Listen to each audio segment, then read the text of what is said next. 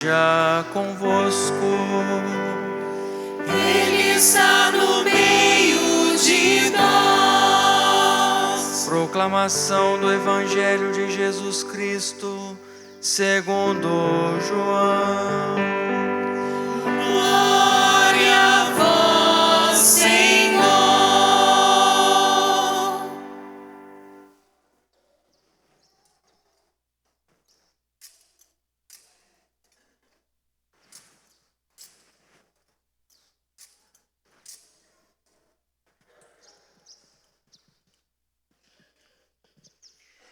Naquele tempo disse Jesus aos seus discípulos: Se alguém me ama, guardará a minha palavra, e o meu Pai o amará, e nós viremos e faremos nele a nossa morada.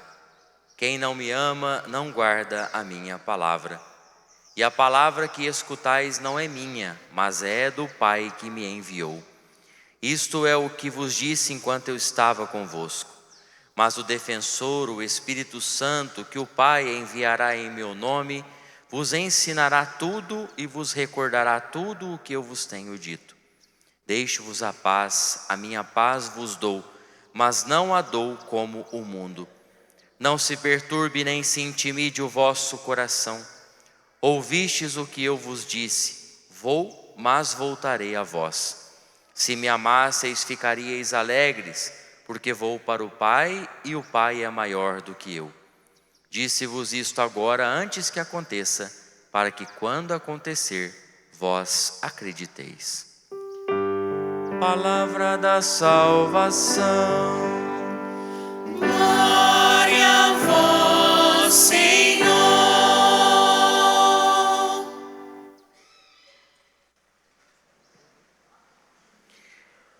Queridos irmãos e irmãs, na fé, você que está presente em nossa igreja matriz e também que nos acompanha pelos meios de comunicação, nós estamos vivendo esse tempo tão bonito, esse tempo tão especial, que é o tempo da Páscoa. A partir então do que celebrávamos no término da Semana Santa, no Sábado Santo, melhor dizendo, até o dia de Pentecostes, 50 dias com Jesus ressuscitado. Na verdade, toda a nossa vida é com Jesus ressuscitado, mas liturgicamente, celebrativamente falando, é o tempo em que a igreja separa, que a igreja escolhe alguns textos especiais para nós fazermos e aprofundarmos ainda mais a nossa experiência com Jesus ressuscitado. Temos o sinal visível do Círio Pascal, que é esta grande vela acesa ao lado da palavra de Deus, que nos mostra essa chama em destaque, representando a luz do Cristo ressuscitado, que também brilha nos nossos corações a partir do nosso batismo. Na verdade, também o tempo da Páscoa é o tempo batismal por excelência. É o tempo que nós, olhando para a graça do batismo que nós recebemos, nós temos que examinar a nossa consciência, olhar para as nossas atitudes e perguntar se nós estamos vivendo de acordo com o batismo que nós um dia recebemos. Parece-nos que os apóstolos entenderam muito bem isso. Talvez demorou um pouquinho, porque os apóstolos eram meio lerdos, São Judas que me desculpe, mas conviveram com Jesus, viram, ouviram tudo o que ele fazia, o que ele falava, conviviam com ele, e mesmo assim ainda tiveram dúvidas, tiveram dificuldades, mas parece-nos que no livro dos Atos dos Apóstolos, um tempinho depois da ressurreição e do envio do Espírito Santo, os apóstolos já tinham compreendido bem a sua missão. Os apóstolos, batizados pela água e também pelo fogo, batizados pelo próprio Cristo, passaram então a cumprir a sua missão. E aí nós acompanhamos durante todo esse tempo da Páscoa a leitura do livro dos Atos dos Apóstolos. E nós vemos os principais momentos da igreja nascente, quando a igreja começa a dar os seus primeiros passos, quando a igreja ainda está, teoricamente, engatinhando, como um bebê de verdade. Vale dizer isso, que existem alguns bebês por aí que não são de verdade, né? Mas a igreja está dando passos, a igreja está engatinhando aqui, aprendendo a sua missão, aprendendo a sua vocação. E hoje, os discípulos estão numa cidade muito importante, a cidade de Antioquia. Foi nessa cidade que nós fomos chamados de cristãos pela primeira vez. Até então não se falava cristãos, até então não se falava cristianismo. Foi aqui, nessa cidade, nesta missão dos apóstolos, que nós herdamos o nosso nome cristãos. Cristãos porque seguimos o Cristo. Cristãos porque pregamos e anunciamos o Cristo e não a nós mesmos. A nossa missão, a nossa vida, o nosso dever de batizado é anunciar o Cristo e não a nós mesmos, né? Então, nós estamos aqui diante desse contexto, mas tem uma confusão aqui. Talvez não esteja tão explícita na leitura, mas há uma confusão. Porque se Jesus era judeu, se Jesus passou por todas as coisas da fé e da tradição judaica, aqueles que não eram judeus, ou seja, os pagãos, para se tornar cristãos, tinham antes que se tornar judeus, para depois se tornarem cristãos, ou do paganismo eles podiam pular direto para o cristianismo. Então essa era uma discussão. Para nós hoje isso é muito claro. Pessoas que não acreditam em Deus, pessoas que afirmam por aí que não tem religião, se quiserem se tornar cristãos, o que nós fazemos? Inserimos no caminho da catequese, no caminho catecumenal, oferecemos a ele a doutrina, os ensinamentos da igreja, e ele se prepara para receber os sacramentos. Isso para nós hoje é muito tranquilo, mas na época aqui do cristianismo engatinhando, ainda não era tranquilo. Por isso eles precisavam entender se para se tornar cristão quem vinha do paganismo, tinha que se tornar antes judeu e passar pela circuncisão. Depois vocês pesquisam na internet o que é circuncisão, né?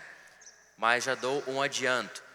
É o corte de um pedaço de um membro que só o homem tem. Entenderam, né? Era um cortezinho que marcava, né? Mais ou menos como alguns adolescentes precisam fazer hoje em dia, né? Uma cirurgia que vocês sabem o nome, mas marcava aquele fiel judeu, a sua tradição e a sua fé. Então quem veio do paganismo não passou por isso. E agora? Precisa fazer isso para se tornar cristão? E aí os discípulos, sobretudo Paulo e Barnabé, começam uma discussão para saber se isso é necessário ou não. E qual é a conclusão que eles chegam? Bom, não precisa ser circuncidado. Não precisa. O que precisa é abster-se das carnes sacrificadas aos ídolos, do sangue, das carnes de animais sufocados e de uniões ilegítimas. Portanto, essas coisas que pertenciam ao mundo pagão não devem mais pertencer ao mundo daquele que se faz discípulo de Cristo.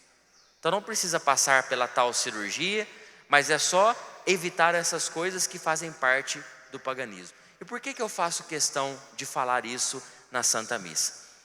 Porque às vezes nós ficamos um pouco confusos e às vezes isso confunde até a nossa própria identidade cristã católica. Eu e você, como cristãos católicos, tem coisas que não nos convêm. Tem coisas que nós não podemos. E nós não podemos abrir mão das coisas que nós não podemos. Porque senão eu estou brincando de cristianismo. Eu estou brincando com a fé. Eu estou brincando com o batismo que Deus me deu. Por isso algumas coisas não pertencem a nós. Ah, padre, mas isso aí, é coisa do passado. A igreja está meio quadrada, ela tem que se atualizar. Não. É a única instituição que perdura há mais de 2000 anos. Portanto, tem uma doutrina sólida. Tem os seus altos e baixos, tem as suas crises, tem os seus escândalos, como toda instituição tem. Inclusive a instituição familiar, que é a mais escandalosa, mas é a menos mostrada pela mídia. Mas a igreja perdura por mais de 2000 anos porque tem um ensinamento sólido. Um ensinamento fundado na fé dos apóstolos. Um ensinamento fundado naquilo que o nosso Senhor Jesus Cristo nos deixou. Portanto, nós não podemos abrir mão de algumas coisas, meus irmãos. Não podemos ceder às tentações e achar que tudo para nós é permitido, que tudo nós podemos. Já dizia São Paulo, tudo me é permitido, mas nem tudo me convém. Então, ao mundo, aos olhos do mundo, eu posso tudo, mas aos olhos da minha fé e na consciência da minha fé, eu não posso tudo. Eu devo evitar algumas coisas que não me convêm. E aí cabe a cada um de nós, no nosso exame de consciência, no olhar interior que nós devemos ter para com as nossas escolhas, as nossas atitudes, saber as coisas que nós estamos escolhendo que não fazem bem para a nossa fé cristã.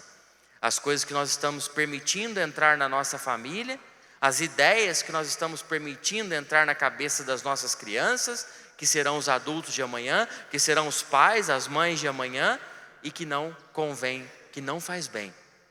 Por isso, diante dessa leitura, nós precisamos nos perguntar: será que eu não estou tentando adaptar o cristianismo ao meu gosto? Será que eu não estou tentando adaptar a minha fé de acordo com aquilo que me faz bem? Eu vou na igreja porque me faz bem. Não! Você não deve vir à igreja só porque te faz bem. Também é bom que te faça bem e que você sinta isso. Mas nós precisamos vir à igreja porque é a nossa obrigação primeira. Fazer bem, ótimo. Se sentir na presença de Deus, melhor ainda. Mas nós temos que vir mesmo quando nós não temos vontade. Mesmo quando estamos, quem sabe, desanimados, cansados, abatidos pelas preocupações da vida. É aí que nós temos que vir, porque é a nossa obrigação primeira. No batismo nós recebemos deveres, e um dos deveres é esse. Portanto, meus irmãos e minhas irmãs, que nós possamos fazer esse exame, esse discernimento, e ir perguntando aí na nossa vida, nas nossas atitudes, se eu estou escolhendo coisas que são dignas de ser escolhidas por um cristão católico. E quando nós chegamos ao livro do Apocalipse, que é a segunda leitura da missa de hoje, nós vemos São João diante de uma grande experiência. E veja que experiência maravilhosa. Eu não sei se você prestou atenção bem nas palavras, mas São João está diante da cidade santa, a Jerusalém. Mas não é mais a Jerusalém com muros materiais, com muros de pedra. Não é mais a Jerusalém feita de material que passa, de material que pode ser derrubado. É uma Jerusalém celeste. E o que tem nessa Jerusalém celeste? Existem anjos, existem portais, existem colunas. Estão inscritos nessas colunas, nesses portais, os nomes dos apóstolos, que são o alicerce, que são a coluna verdadeira da igreja, que sustentam a verdadeira igreja. Portanto, São João está aqui diante daquilo que eu e você também vamos contemplar um dia. Mas até nós chegarmos lá, é preciso fazer bem a nossa missão aqui nessa terra. E nós temos acompanhado recentemente aí a eleição do nosso Papa Leão XIV, e ele tem insistido muito nisso, que o cristão deve ser marcado por atitudes que mostram o amor. Mas não é um amorzinho que passa a mão na cabeça, porque pai e mãe que ama não passa a mão na cabeça do filho para tudo. Se faz isso, está errado. Pai e mãe que ama sabe corrigir, sabe chamar atenção quando é preciso, e amor verdadeiro é isso. Amar é corrigir também. Amar não é só dizer sim para tudo, não é só passar a mão na cabeça toda hora. Amar também é corrigir. Portanto, estamos diante de um texto que nos fala de algo que nós vamos experimentar. Estaremos diante do Cordeiro, estaremos diante dessa cidade celeste preparada por Deus para cada um de nós. E quantas vezes nós desperdiçamos essa chance de viver bem esta vida na terra para experimentar essa alegria eterna do céu. Portanto, mais um motivo para nós examinarmos a nossa consciência e a nossa vocação cristã. E quando nós chegamos ao Evangelho, nós vemos Jesus preparando os discípulos para aquilo que nós vamos viver daqui 2 semanas. Semana que vem nós vamos celebrar a ascensão do Senhor, quando o Senhor ascende, sobe num impulso para os céus. E na outra semana nós vamos celebrar Pentecostes, a festa, a solenidade do Espírito Santo, quando Deus envia o seu Espírito sobre a comunidade cristã, portanto sobre cada um de nós também. E Jesus já vai preparando os discípulos. Nós somos bem parecidos com os discípulos, né? A gente precisa de preparação para entender as coisas. Por isso que a gente faz catequese. Por isso que a gente precisa aprofundar a nossa vida espiritual. Porque a gente precisa aprender. A gente não pode receber tudo de uma vez, senão a gente não dá conta. É por isso a nossa caminhada sacramental na igreja. E vejam, Jesus está preparando os discípulos para a vinda do defensor, o Espírito Santo, ele que vai ensinar coisas novas, mas também tem a capacidade e o poder de fazer os discípulos se lembrarem de coisas que Jesus já tinha ensinado. Esse é o Espírito Santo na igreja, mas sobre ele nós vamos deixar para falar no dia de Pentecostes, né? Senão a gente esgota o assunto e aí chega em Pentecostes não tem mais novidade nenhuma. Claro que tem, sempre vai ter, o Espírito Santo sempre nos surpreende, mas é esse Espírito então que nos ensina coisas novas e que faz a gente recordar de coisas que a gente já aprendeu junto de Jesus, e é esse Espírito que Jesus Cristo está prometendo aos discípulos. Não sei se vocês perceberam, mas o versículo 27, nós rezamos ele em toda a missa. Senhor Jesus Cristo, nós não, né? Eu rezo, o Padre reza. Senhor Jesus Cristo, dissestes aos vossos apóstolos, eu vos dou a minha paz. É o versículo 27 do Evangelho de hoje. A paz que é fruto do Espírito Santo. Portanto, meus irmãos e minhas irmãs, que nós possamos guardar essa palavra de Deus, esse Senhor que nos promete a sua paz, que nos promete que se nós estivermos fiéis a Ele, sempre nos amará, que dará ao nosso coração condições de guardar a sua palavra, porque é uma palavra que vem de Deus. E por fim, eu gostaria de destacar o finalzinho do versículo 27, depois que Jesus fala sobre a paz, ele vai dizer: não se perturbe, nem se intimide o vosso coração. Mediante as crises, mediante as situações que nós vivemos no nosso dia a dia, não podemos permitir que o nosso coração seja perturbado. O nosso coração guarda a fé, o nosso coração guarda o tesouro mais lindo, o tesouro mais valioso. O nosso coração guarda o próprio Senhor, que nos fala na sua palavra, que se dá em alimento na Eucaristia, que nos faz nos reunir como irmãos. Portanto, o nosso coração é um lugar sagrado. O nosso coração não é um coração reborn.